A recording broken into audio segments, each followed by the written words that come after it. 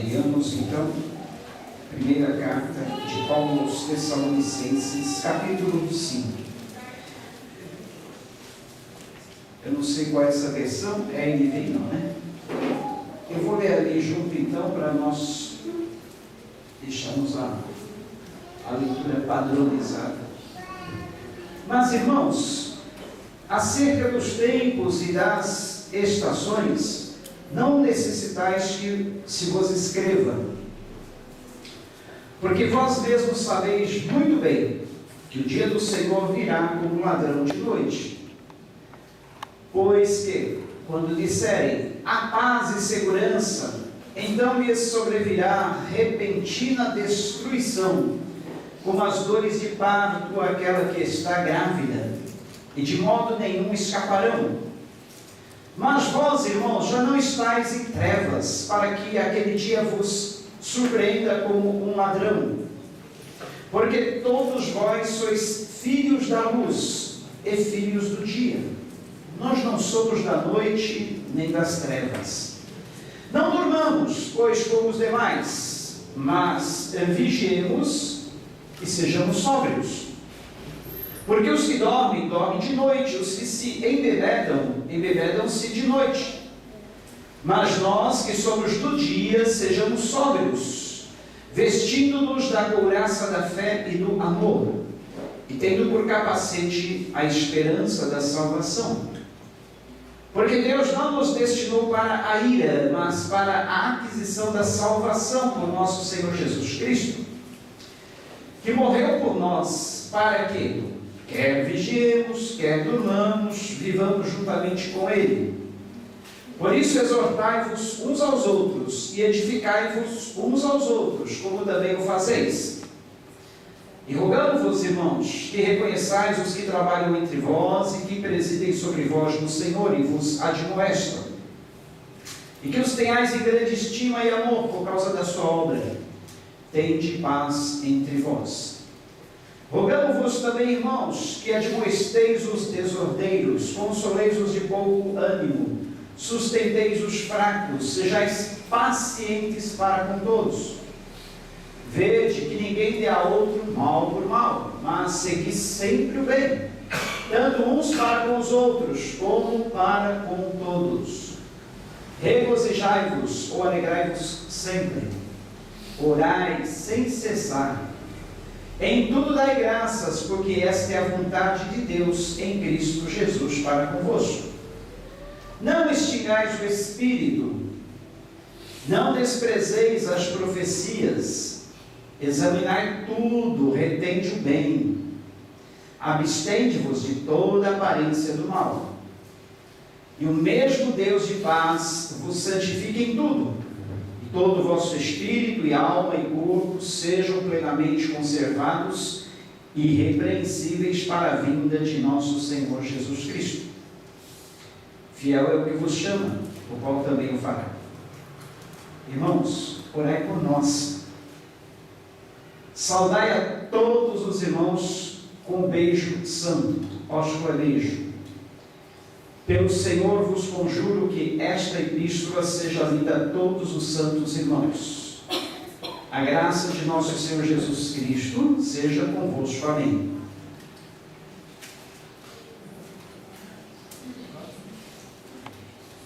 O Rafael vai passar um videozinho de 7 minutinhos só para nós darmos introdução na mensagem, tá?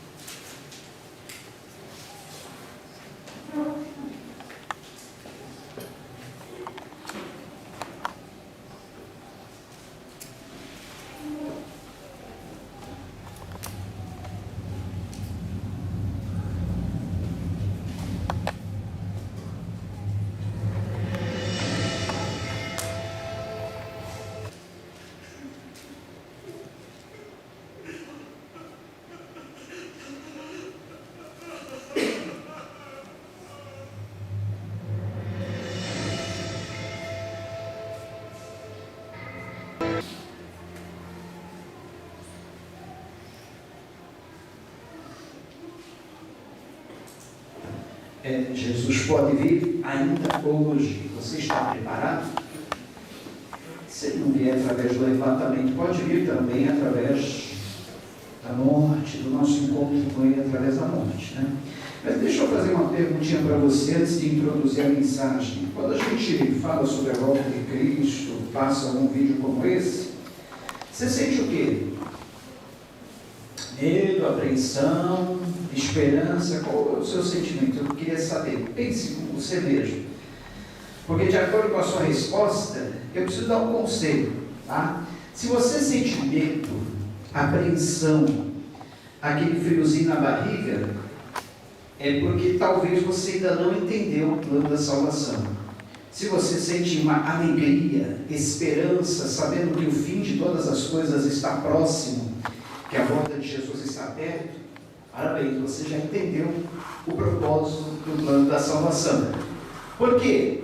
Não há nada que nós possamos ou precisamos fazer para sermos salvos. Não há nada. Nada. Jesus Cristo já fez tudo por nós. Se nós crermos que Jesus Cristo fez tudo por nós, e nós já entregamos nossa vida a Ele, confiando somente nele para a salvação, nós não temos que ter medo. Nós temos que ter uma viva esperança, uma alegria, quando nós vemos coisas como as que estão acontecendo, sinais se cumprindo, e a volta dele próxima, nós temos que ter aquela alegria.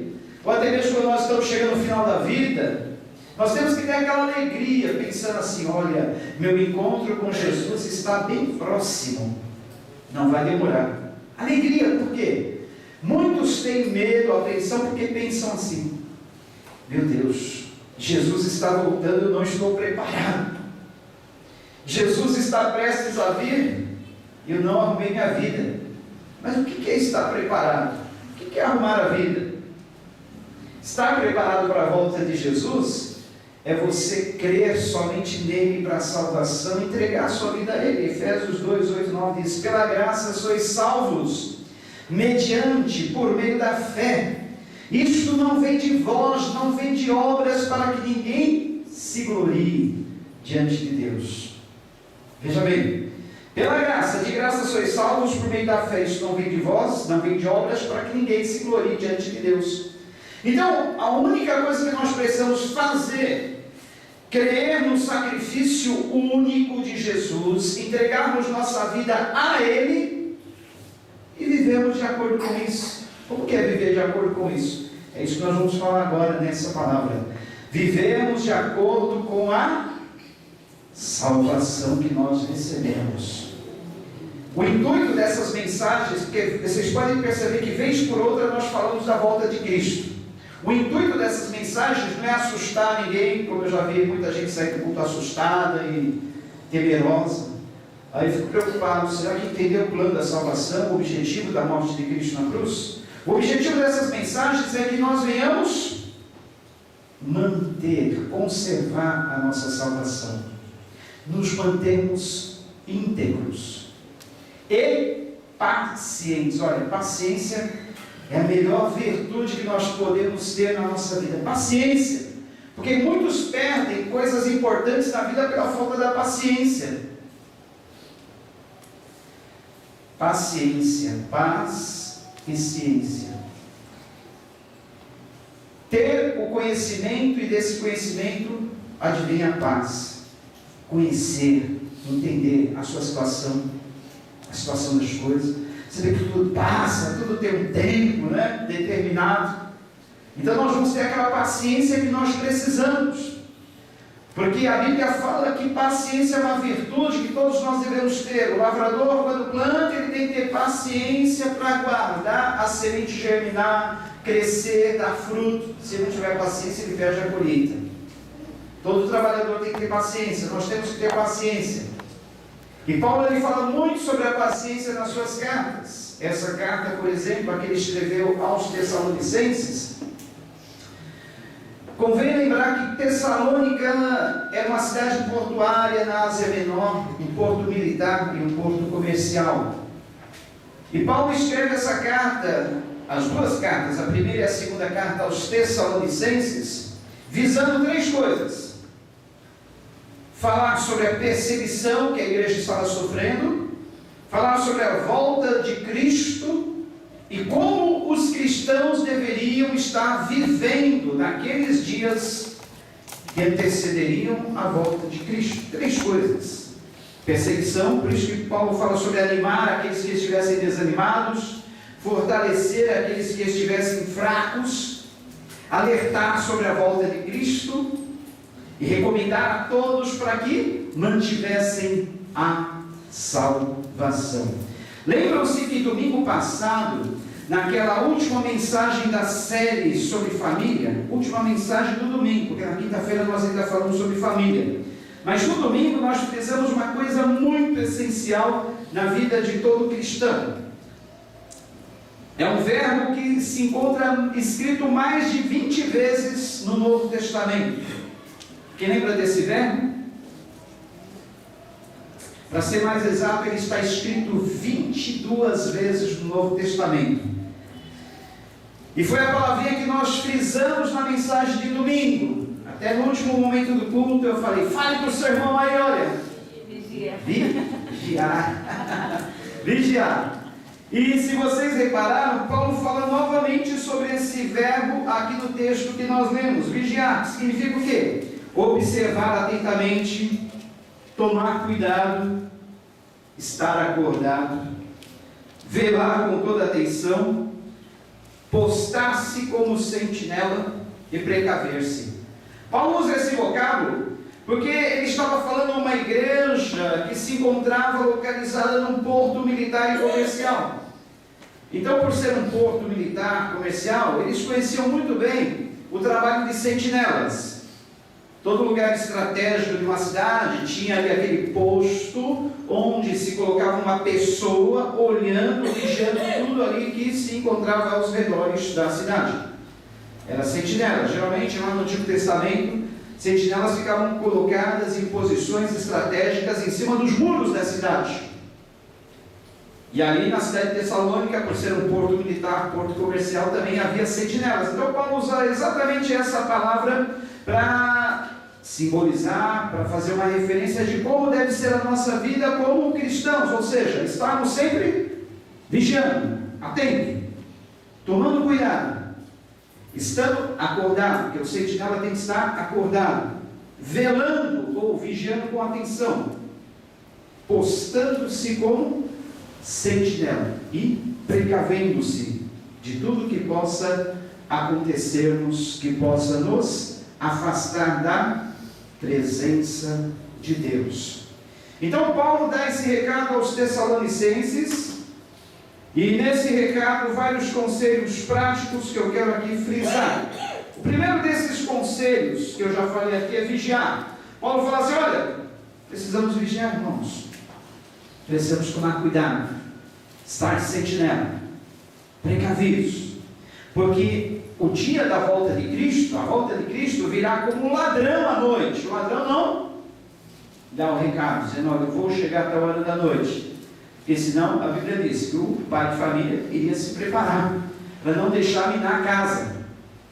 Mas não, o ladrão chega de surpresa, de supetão, pegando a todos desprevenidos. Assim será a volta de Cristo. Estando dois no campo, um será levado, outro será deixado. Dois numa cama, um será levado, outro será deixado.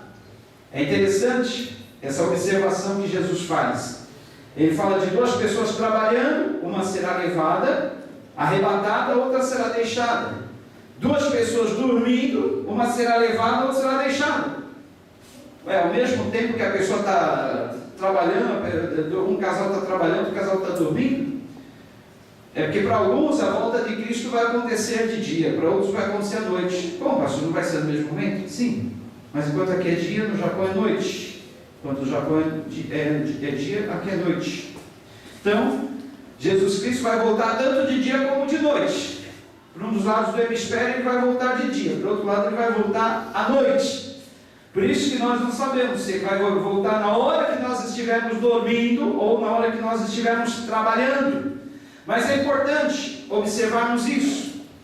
E a Bíblia, ela sempre dá essa porcentagem de 50% preparados e 50% não preparados. Lembram-se da parábola das 10 virgens?